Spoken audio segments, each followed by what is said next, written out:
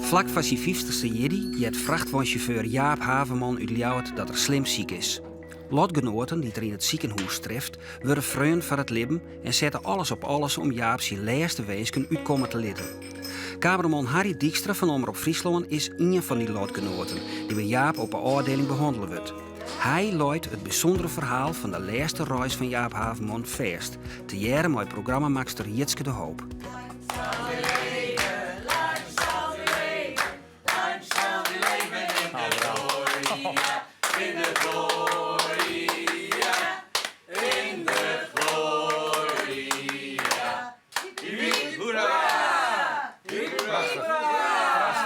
Prachtig.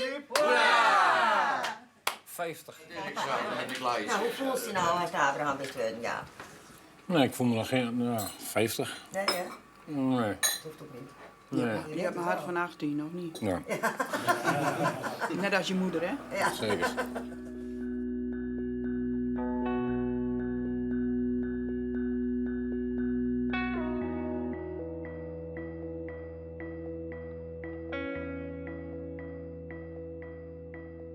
Ik wist niet precies wat er aan de hand was. Ik dacht van, dat is misschien een hernia.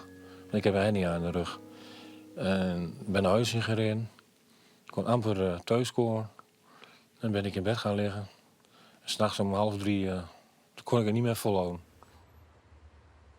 Ik heb de hele rit in het ziekenauto heb ik niet meer gekregen.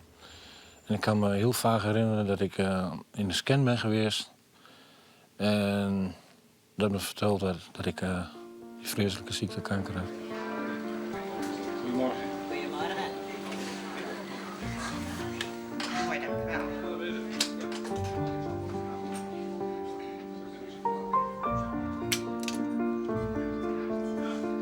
Ja, druk hem eens. Buiskant er tegenaan. Want ik ietsje zakt van de kinderen in die bovenkant. En vasthouden de adem. Adem maar weer. Zo, we zijn klaar.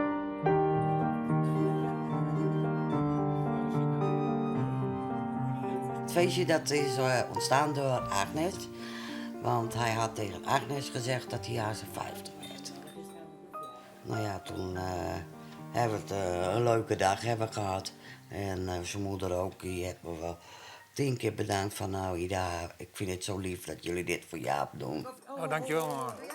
Dankjewel, ja. Dankjewel. Het is gewoon een jongen met het hart op zijn goede plaats. Het is niet een mandje die loopt te zeuren. Hé, Jaapie, jongen, hier is je verjaardag cadeau nog. Wat jij te goed hebt van ons. Allemaal. Oh, dankjewel. Ik heb Jaap leren kennen in het tropenkamertje. En toen zou hij apart gaan zitten. Toen zei ik van nou, je mag hier wel bij ons gaan zitten. Ja, man, 50 jaar. Nou, en zo waren dat dan elke avond zaten we dan zo gezellig bij elkaar. Ja, dat is mooi. In 2001 heb ik een zwaar ongeval gehad. Ik heb met de scooter onder een vrachtwagen gelegen. En ja, ik had 1% overlevingskans en daar ben ik bovenop nog gekomen. Het is echt mijn maatje. We komen gewoon voor elkaar komen wij op en we fleuren elkaar gewoon op. Hij scheldt mij als op mijn broek en ik hem. Dat klinkt gewoon, want hij gewoon een eerlijke jongen. En hij gewoon april. Komt misschien ook wel mij zijn ziekte. Dat trekt hij toch aan. Ja, het is toch heel oorzaak zo'n ziekte. Maar hij is gewoon hartstikke leuk. Ja, mijn foto's zijn echt mooi geworden. Ja, hartstikke mooi. Ik heb het met heel veel liefde voor hem gedaan. En toen hij met zijn moeder en Berend binnenkwam. En dat zij toen naast ons gingen zitten en dat ze met z'n tweeën wat begon te huilen. Ja, het is toch zijn laatste verjaardag. En toen had ik het ook even heel erg moeilijk. Schatje. Ja, het is misschien mijn laatste feestje. Dat realiseer ik me heel goed. Ja.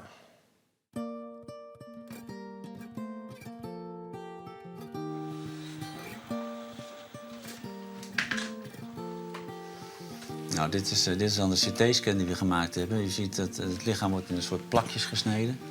En dat zie je hier afgebeeld.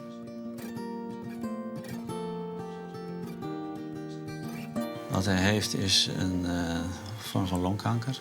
Kleincellig longcarcinoom noemen we dat. En in een stadium waarbij er uitzaaiingen zijn naar de lever en naar de hersenen. En waarschijnlijk ook het bot. De verwachtingen van Jaap die zijn slecht. Hè. Het is zo dat met behandeling, de mediane overleving, dat betekent dat 50% van de mensen nog in leven is na, dat is ongeveer 8 maanden. Over het algemeen genomen zijn er uitzaaiingen in de hersenen en de lever, dan is die toekomstverwachting toch nog somberder.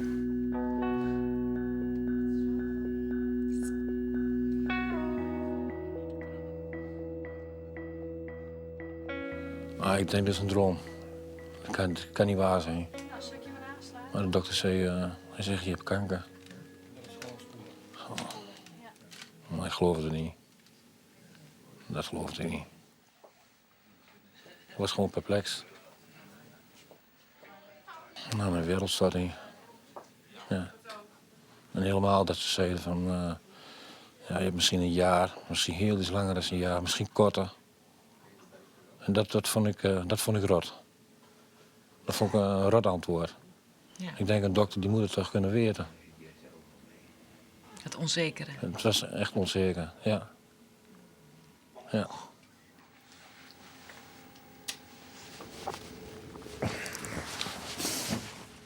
Kom maar goed. Kom maar goed, schatje. Hè? Ja. Ik heb geschreeuwd. Echt. Ik ben naar de keuken gegaan. Mijn vriend wist het niet wat er eigenlijk was. Ik ben naar de keuken gegaan. Ik heb tegen de aanrecht aangestaan. Ik heb geschreeuwd. Ik denk, dit niet, hè? Mijn kind, dit kan niet. Dit kan niet.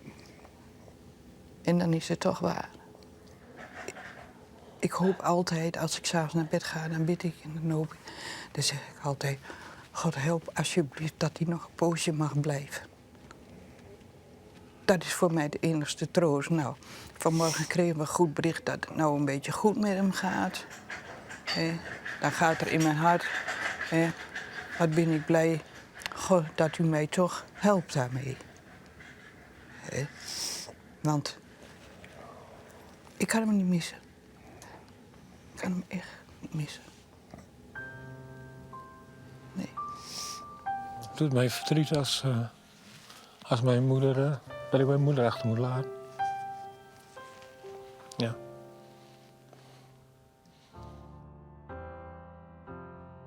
Nou, het heeft lang geduurd, maar we hebben het voor elkaar. En jij kan voorlopig buiten rijden op een scootmobiel. Een kennis die zei van, dat is zo'n mooi verhaal wat jullie aan het doen zijn. Ja. Die man ga ik helpen. Dit is hem geworden. En dat jij hem maar heel lang mag gebruiken. Wat mooi. Ja? Ja, daar ben ik heel blij mee. Ah, oké. Wat mooi. Ik lag dus op de afdeling oncologie. Op een zaal in verband met de chemokuur. Er waren 2 andere patiënten, onder andere Harry en Rob. En toen was met name Harry, die kwam met een verhaal dat hij was daar Jaap tegengekomen. En Jaap was ongeneeslijk ziek.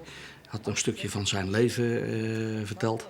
En toen kwam een van de dingen die naar voren kwam van, goh, hij zou eigenlijk wat meer mobiel moeten worden. Want hij had vrienden in Leeuwarden wonen en ja, die zou hij toch graag bezoeken.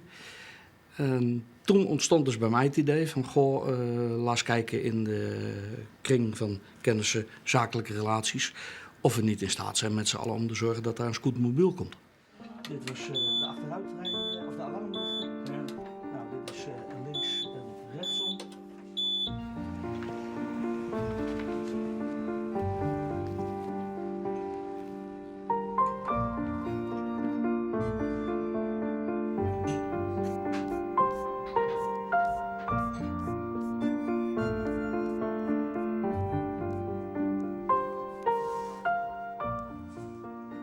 Ik ben in ongeveer 5 weken op Bonnie Island.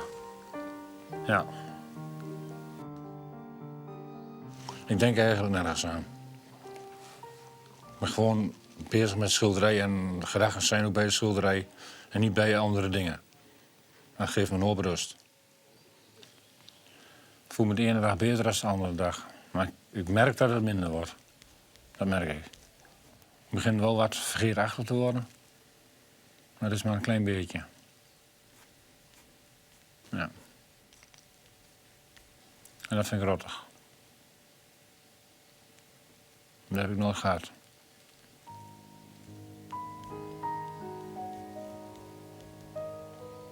Ik vind dat het zo slecht gaat.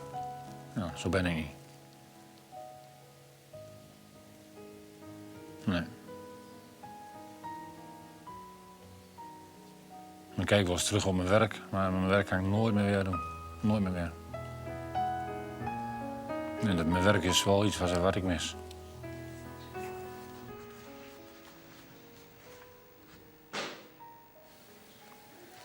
Waarom ik? Uitgerekend ik. Uitgerekend ik. Waarom? Ja. En waarom zo jong? En waarom heb ik het nooit eerder gevoeld? Ja, het zei zo. Ben je daar boos over? Soms. Soms ben ik kwaad en boos erover, ja.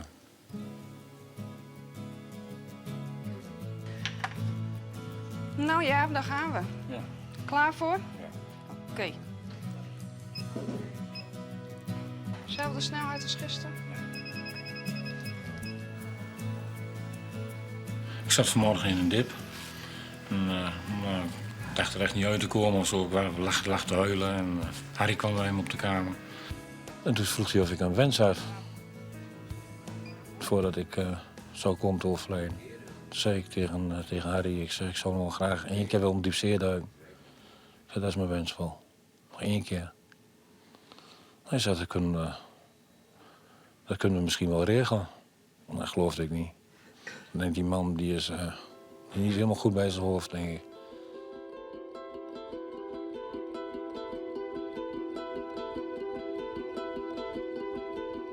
Je ligt daar met dezelfde ziekte, alleen aan de andere kant van de streep. Het is te genezen. En bij Jaap niet. En je realiseert je op dat moment, dat bij mij ook zou kunnen zijn. En dat is iets wat op de achtergrond meespeelt.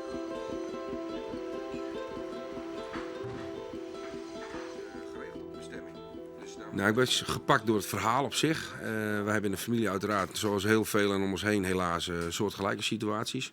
Eerlijk gezegd is het initiatief geopperd door mijn ouders. Die hebben voormalig reisbureau Internet gehad, daar heb ik het van overgenomen. En zij vertelden mij het verhaal. Hadden in het ziekenhuis iemand getroffen. En vertelde mij het verhaal en dat de opzet daaromheen en de liefde waarmee hun vrienden dat allemaal voor elkaar gemaakt hadden, dat heeft mij doen besluiten om ook een bijdrage te leveren. Dat vind ik wel zo geweldig voor hem. Zo geweldig. Want het was zijn lust in zijn leven. En dat hij dit nou mag beleven. En dan liefst zo gauw mogelijk. Want je weet niet, het is een dubbeltje op zijn kant.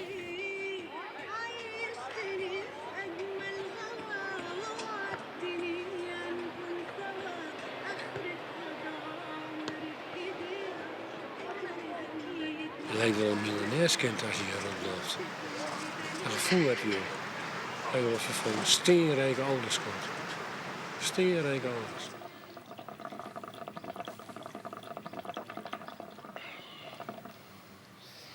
Het is best lekker hoor. Het is wel goed dat Nabers er niet bij je zit. Wie? Nabers. Ja. Nog een trekje? Ja. Ja, dus ik vind het lekker dan die shake Ja. hoor. Ja. Nou, en een paar van die teugjes en je hoeft de hele dag niet meer te roken. Nou, dat hij ziek is het contact wel wat intensiever worden en zo. Omdat ik hem ook wil steunen in zijn ziekte en zo. Want ja, dit is net samen iets. En daardoor ging ik bijna elke dag naar hem daar. Ik zie de laatste tijd ik wel dat het steeds minder wordt. Hij kan nauwelijks meer rennen. Dus ja, dat vind ik heel erg. En dan vreek ik hem snel dan ik wel hoe hij het je vindt, maar hij vindt het je geweldig. En dat doet mij ook heel erg goed. Dat je het je zo naar zijn zin hebt. Ja, dat doet me heel erg goed. Ik ben hier gelukkig. Ja, ik weet dat er een einde aan komt. Deze week. Donderdag vliegen we weg. Ja, helaas schadekaas. Ja, en vrijdag zijn we weer aan Bonnie aan. En we moeten daar de zaak maar op stel te zetten. Vorige week was het afgelopen week. Kreeg ik toen dat ik niet meer mocht duiken. Alleen maar snorkelen. Ik ben met Harry bij dokter Navas geweest. En dokter Navas zei van vliegen kan wel, maar duiken kan niet. Snorkelen. En dat vond ik aan de ene kant wel jammer. Maar ja, snorkelen wil ook mooi. Hoe voelt het? Goed. Goed. Ja. Als herboren. Sterkte, jongen. En geniet.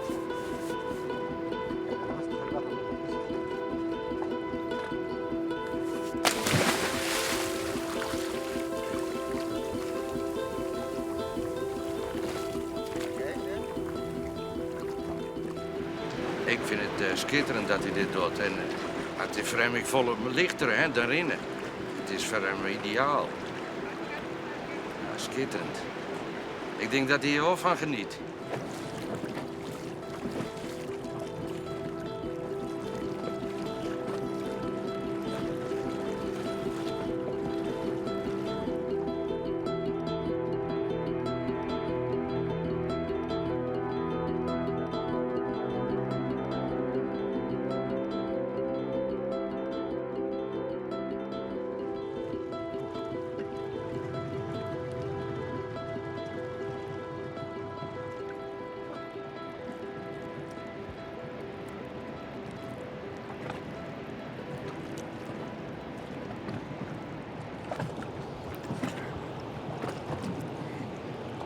Wel vermoeiend.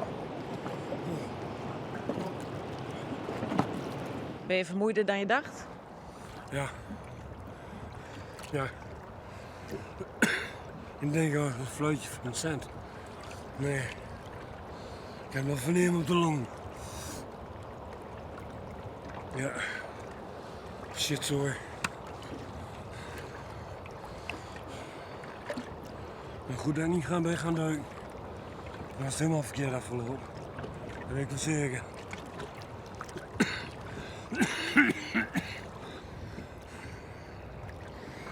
Hoe voelt het? Hoe het voelt? Ja, goed. Ja. Ja.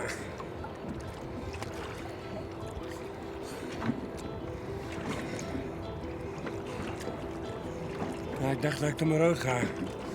Ja. Ik kom oud. Huh? Ik kom oud. Oké.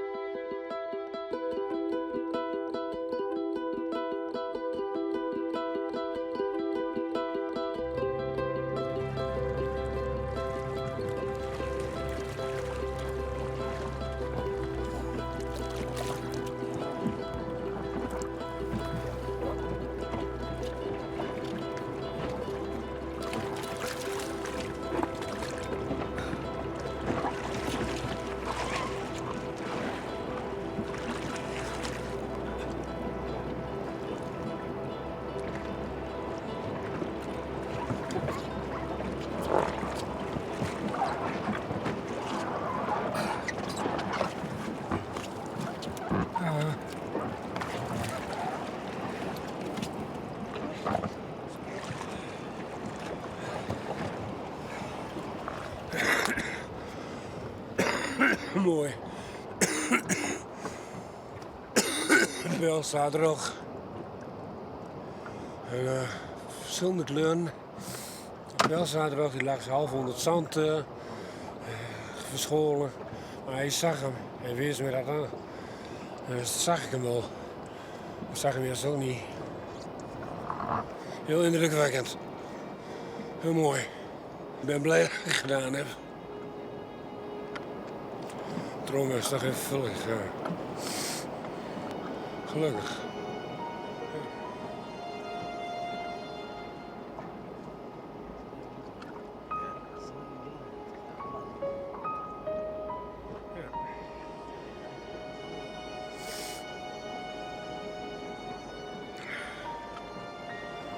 Ben je ook een beetje verdrietig? Hey. Ben je ook een beetje verdrietig? Ja.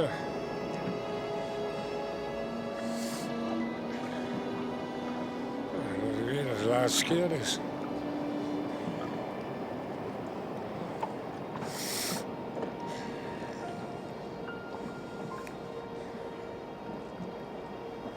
Het is toch gelukt.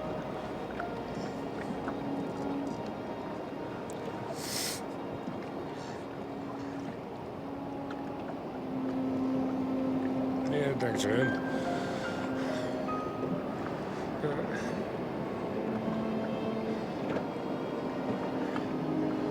Thank you very much. Welcome, my friend. Thank you.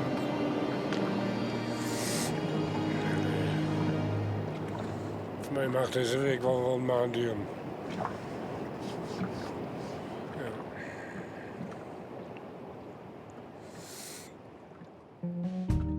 Yesterday I saw the sun shining and the leaves were falling down softly and my cold hands needed a warm, warm touch and I was thinking about you.